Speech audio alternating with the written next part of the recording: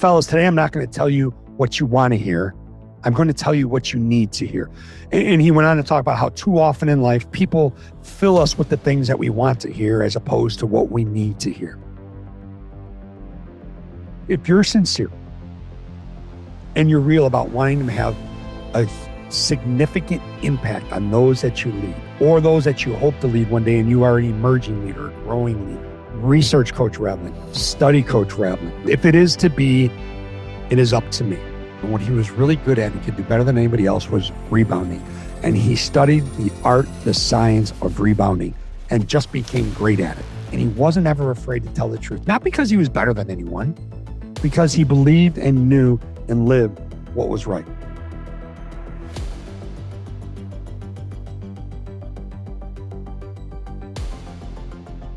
Welcome back to the Athletics and Business Podcast. I am your host, Ed Molitor, and today it's just us, just you and I, no special guest, but we are going to spend a good amount of time talking about a very special man, someone who had a tremendous impact on not only my life, but thousands upon thousands of young people, of coaches, of older men and women, was larger than life. If I had a Mount Rushmore for people who have influenced me in my life, there's two men that would be on there right now.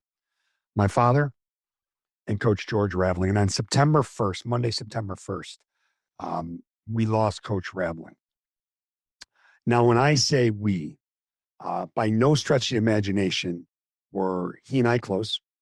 By no stretch of the imagination did I have a friendship with him. But by every stretch of the imagination, I always kept him and his teachings and his journey, not only his past, but what he was always doing to lift people up.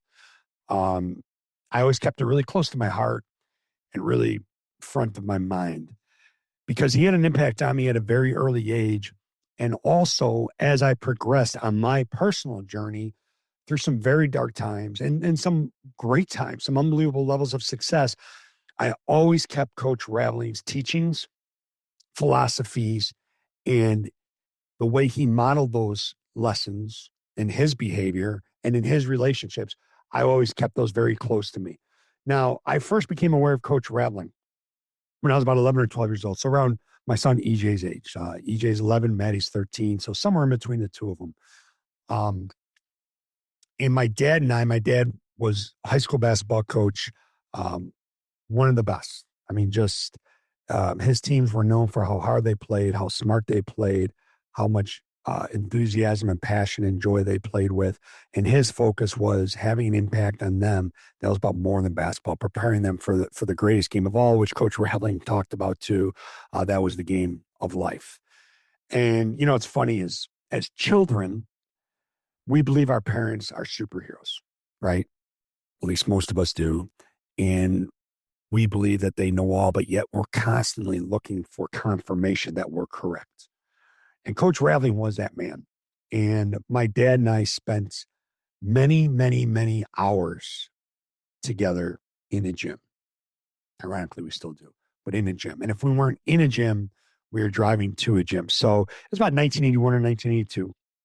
Yes, I know I'm dating myself when I say I was 11 or 12 years old back then, but we were driving in his blue Datsun, no air conditioning, and we were going into the city for a summer league game. And back then there was no iPhones, obviously. You can just Google something and then listen to it on your Bluetooth. So it was in the speakers of the car. We had this little broken cassette recorder, right? Not the mini cassettes either, like the regular size cassettes. And if you're too young to know what those are, ask somebody and or look it up. All right.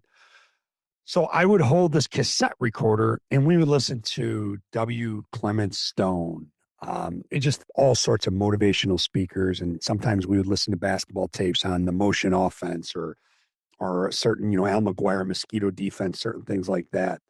But on this particular day, I just do remember it was about 9,000 degrees. My legs were sticking to the seats of his car. We had no air conditioning. We were on 290 on the Eisenhower, headed into the city.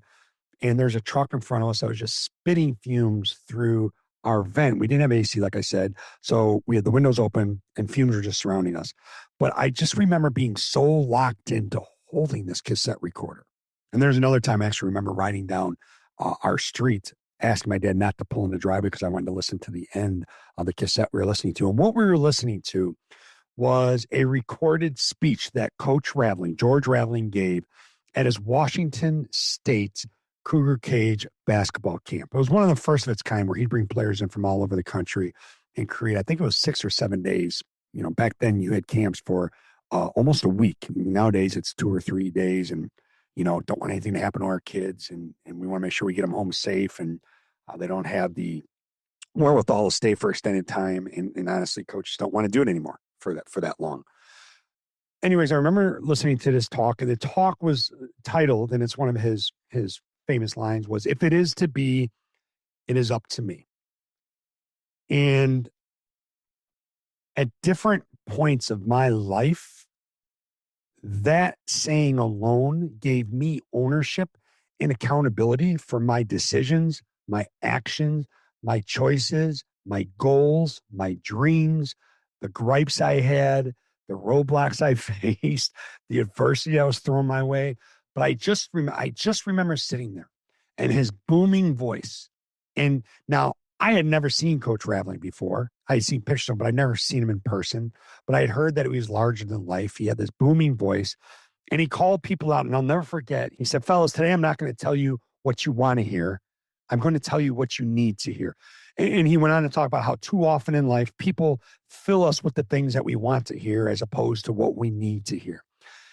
And the whole point of the speech was, regardless of what our chosen field of endeavor is, regardless what sport we play, regardless of what passion we pursue, if we want to be the best, if we want to be successful, whatever level we want to thrive at, it's up to us.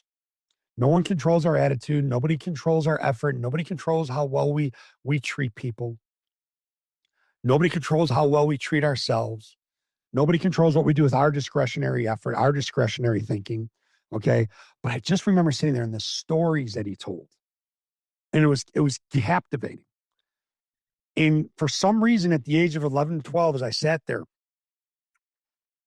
and I looked over at my father, it all became crystal clear to me, the power of having impact on others and leading by example.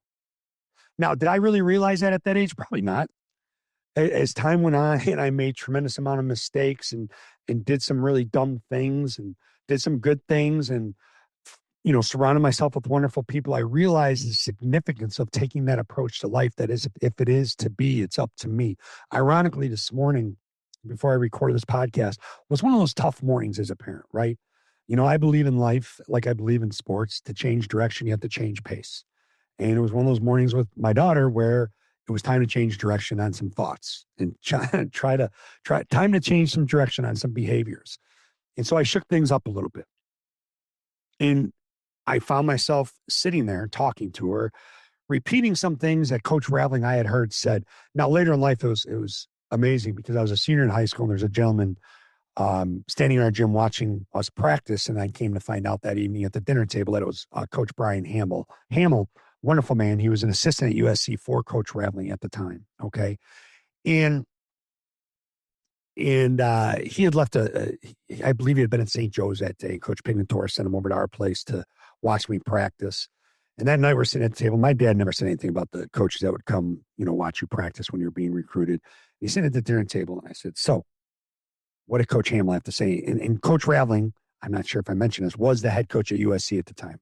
And I saw the USC jersey on. So he told me about Coach Hamill. He told me who he was. He told me, I go, "Yeah, that's great." I go, "What did he say?" He said, "Well," called me Eddie at the time. He said, "Eddie, I'm going to be honest with you because that's the best way to be. Coach Hamill told me he loves how hard you play. He says you handle it. You can shoot it. You're a really, really good leader. And it seems like you'll do anything for your teammates. But there was one problem." I said, "What's that problem?" He goes, "Well, they've got this guy back in Los Angeles that's a point guard that you would have to guard every day in practice. And if you ever want to see the floor, you'd have to beat this person out. And that guy's name is Harold Miner." And he goes, "And you ain't guarding Harold Miner." And if, for those of you, again, who might not know who Harold Miner is, look him up. They used to call him Baby Jordan. And you know what's funny? It's like I knew he was absolutely right. But what was really cool, Coach Hamill, and this meant the world to me, Coach Hamill kept sending me all the recruiting material that was on their list. And I asked him when I talked to him on the phone, um, because I love their material. And it was motivational stuff. There were some stats in there about, USC basketball, about Coach Raveling, about other coaches on the staff. And I saved them for years and years and years and kept them in a shoebox, and actually had them when I was coaching college basketball. I would actually pull them out and try to replicate some of those recruiting materials. So Coach Raveling was really honestly always with me. And let me back up a little bit. First time I got to meet Coach Raveling in person, I was going into my freshman or sophomore year in high school. Actually, I think I was going to my freshman year in high school. I went to the University of Iowa basketball camp, which was where he was at prior to going to USC. And I was so excited about the camp. I knew some of the coaches there that were just legends in my mind, Duncan Reed and some others. But I was most excited about the fact that I knew on Wednesday night, we're going to be in a lecture hall at the University of Iowa, listening to Coach Raveling give his speech. And all I wanted to hear was, if it is to be, it's up to me. And at first I realized he wasn't going down the same path that he went down on that tape I had listened to 4, 5, 6 years earlier with my dad in the car with my legs just burning on the seats and just soaking up and drinking, actually inhaling all these fumes. Anyways, I digress. So I sit there and he starts to tell different stories. He does reference, I'm not going to tell you what you want to hear. I'm going to tell you what you need to hear. Now think about the power of that. Too often in our life, people tell you what you want to hear instead of what you need to hear. And as I went on and I went through struggles that I was blaming on others or blaming on DNA or whatever it was, I started to take ownership and realize that I needed to tell myself what I needed to hear, not necessarily what I wanted to hear. Okay. So Coach Raveling went on to tell some different stories. And I just remember locking in and I was taking notes. And there's probably 3 of us taking notes in this lecture hall. And the other 2 people were high school basketball coaches. I kid you not. Okay. And I remember taking notes and I had caught his eye as I was taking notes. And I got to say hello to him and thank him. It was really weird for a 14, 15-year-old to thank this man for what, he had just talked to us about, because the whole approach was, you need to do better. Like, you need to be better. And, you need to make the right choices. So as the camp went on, I ended up being in a ball handling contest, got to meet him in Carver Hawkeye Arena on the floor and sit with him before I went out and competed in the finals. And it still was one of the highlights of my life. But I really, truly, I tell you these stories, I'm not doing Coach Raveling justice, nor can I sit here and do him justice by just repeating what he did in his life. So I'm going to do 2 things, okay? He had written a book recently with Ryan Holiday, obviously one of the best thinkers, okay? And not just one of the best thinkers, but what I love about Ryan Holiday is his ability to communicate his thoughts and philosophy and the impact it can have on all of our lives. And it's What You're Made For is the book, okay? What You're Made For. And it was funny when I saw that he was coming out with the book, because I subscribed to his newsletter, The Daily Coach, which we are going to put the link in the show notes to The Daily Coach. So you can go ahead and subscribe. It is no offense, Ryan, no offense, James Clear. To me, it is, for me personally, it's the best newsletter out there, because it really resonates with me. It resonates with our organization and what we do and the impact that we are trying to have with the people we are trying to have that impact. Okay. So we'll put that in the show notes. But anyways, you read that book. So what I'm going to do is I'm going to read the inside flap of the book. So it tells you a little bit more about Coach Raveling.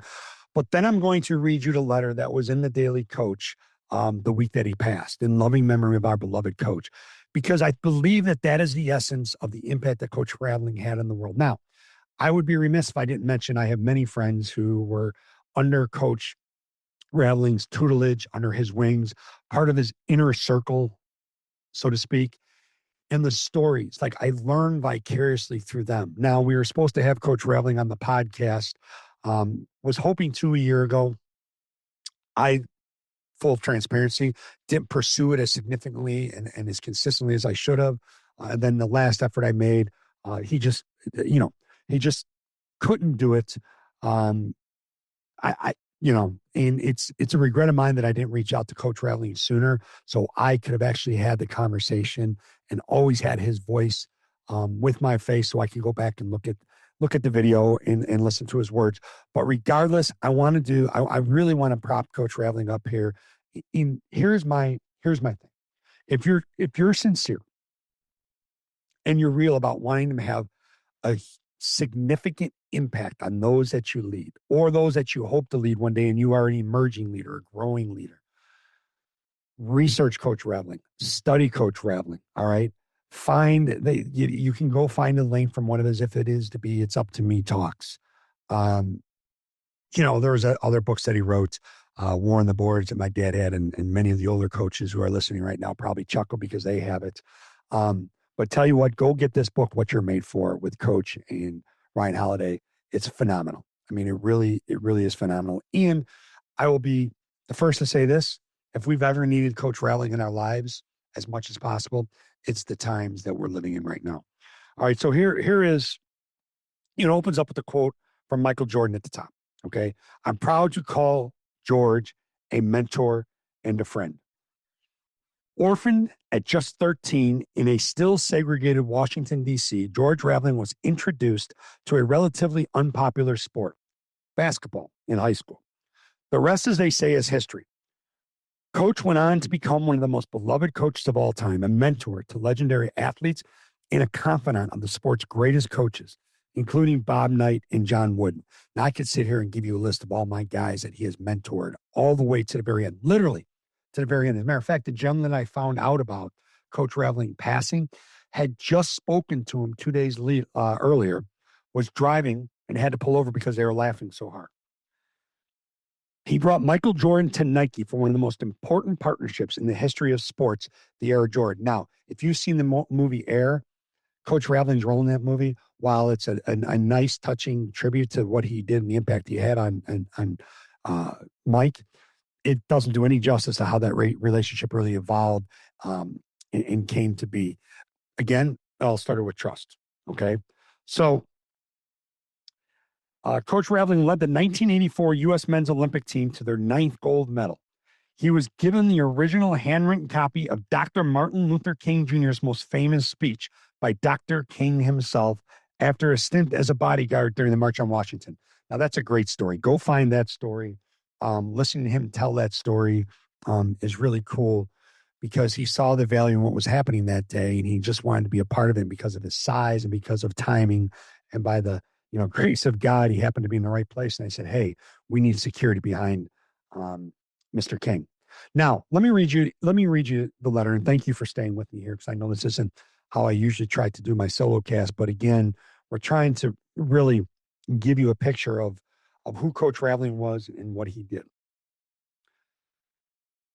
This world lost a trailblazing giant and transformational icon on Monday.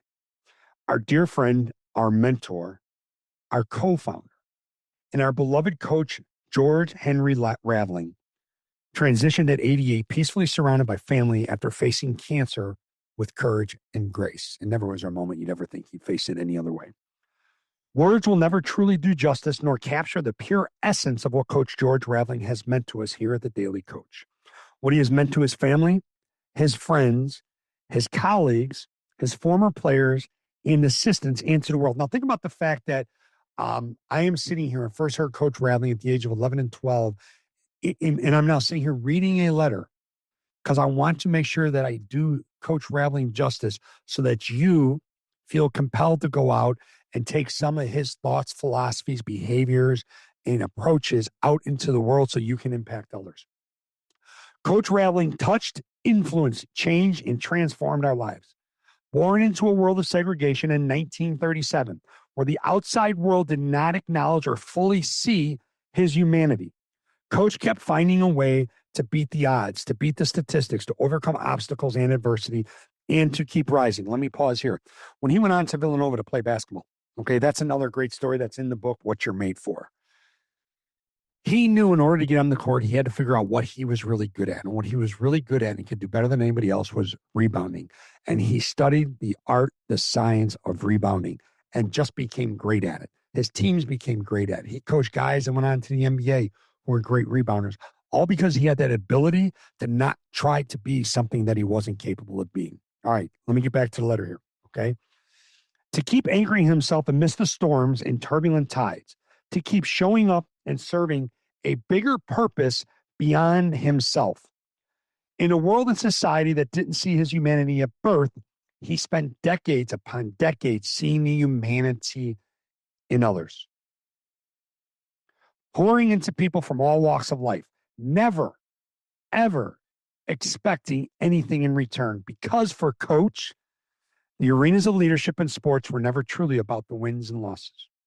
They were about the relationships, the lessons, the beauty of witnessing transformation in others, and the responsibility of equipping those who entrusted him to lead them for the ultimate game, the game of life.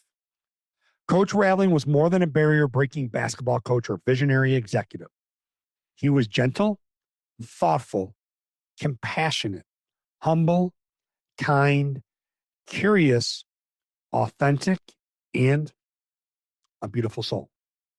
He cared deeply about people and about doing what was right, not just what was comfortable.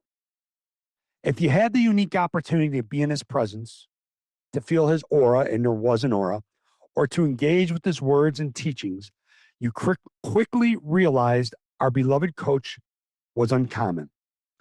He intentionally lived uncommon and constantly challenged the status quo in both living and leading. He was more than one of the greatest friends anyone could ask for. He was a mentor, a confidant, a truth teller, a true believer, a guiding light, a steady hand, and a treasured source of wisdom and inspiration. Let me pause there for a second. I want to go back to this.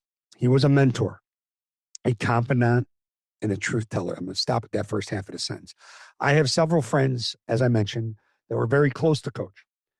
And at some point, Coach had a set of standards that he lived by. And if you were in his inner circle and his name and his influence were attached to you,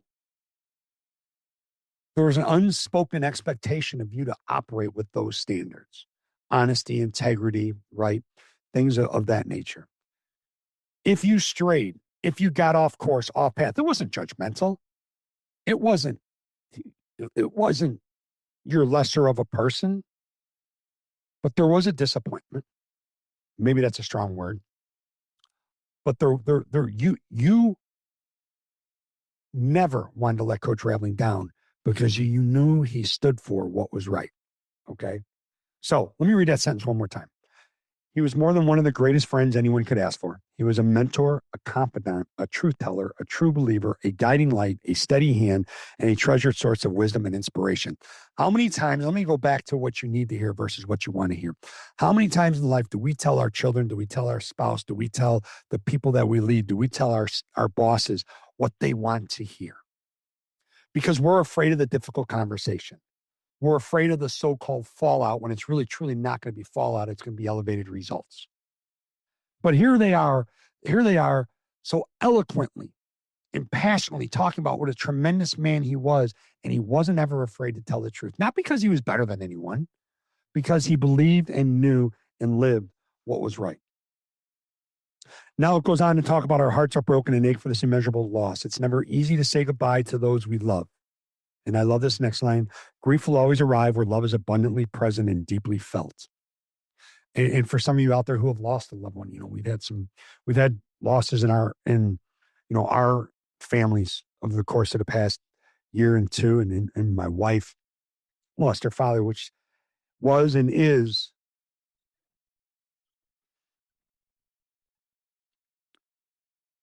challenging, for a lot of folks, her especially. And I share this because grief will always arrive where love is abundantly present and deeply felt.